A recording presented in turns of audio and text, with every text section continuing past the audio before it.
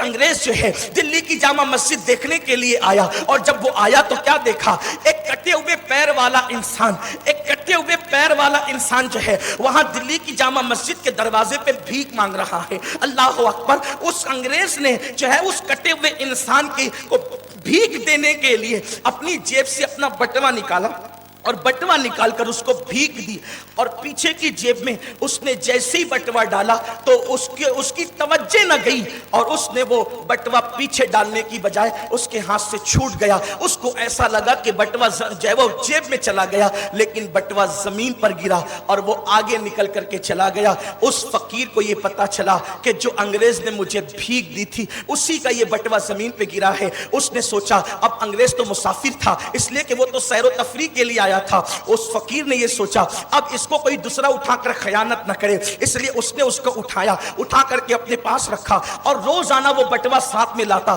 اس کو کھول کر کے بھی نہیں دیکھا۔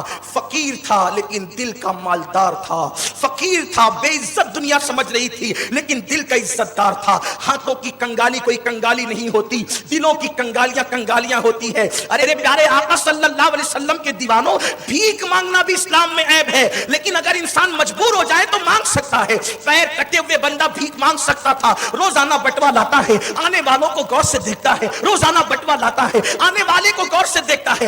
اتفاق سے کئی مہینے گزر گئے لیکن آنے والا آیا تو اس کو پہچان لیا۔ اس نے ایک ترجمان کے ذریعے سے بلایا اور کہا اس سے پوچھو کہ چند مہینہ پہلے یہی آیا تھا دلی کی جامع مسجد دیکھنے کے لیے۔ جب ترجمان نے انگریزی زبان میں اس سے پوچھا تو کہا ہاں، تو کہا کسی لنگڑے کو بھیک دیا تھا یاد آتا ہے؟ کہا ہاں یہ بھی یاد آتا ہے۔ کہا بٹوا پیچھے ڈالنے کے لیے اس نے سوچا تھا اور یہ سوچ کر کے بٹوا پیچھے چلا گیا، نکل جاتا ہے، لیکن بٹوا گر گیا تھا، پوچھو یاد آتا ہے؟ کہا ہاں۔ اس نے پھر یہ بھی کہا کہ ہاں یہ بھی یاد آتا ہے۔ اس نے بٹوا نکال کر کے دے دیا۔ اس انگریز کی آنکھیں پھٹی کے پھٹی رہ گئی۔ اس نے اس ترجمان کے ذریعے سے اس مسلمان فقیر سے پوچھا کہ تم تو بھیک مانگ رہے ہو، پیسوں کی ضرورت تم کو زیادہ ہے، بٹوا میرا گرا تھا، میں چلا گیا تھا، تم خرچ کر لیتے، کون پوچھنے آتا، کون پکڑنے آتا، تم نے خرچ کیوں نہیں کیا؟ اس نے کہا خرچ کرنا تو دور کی بات، اس دن کے بعد سے میں چین سے نہیں سویا، بستر پہ کروٹیں بدلتا تھا اور دعا کرتا تھا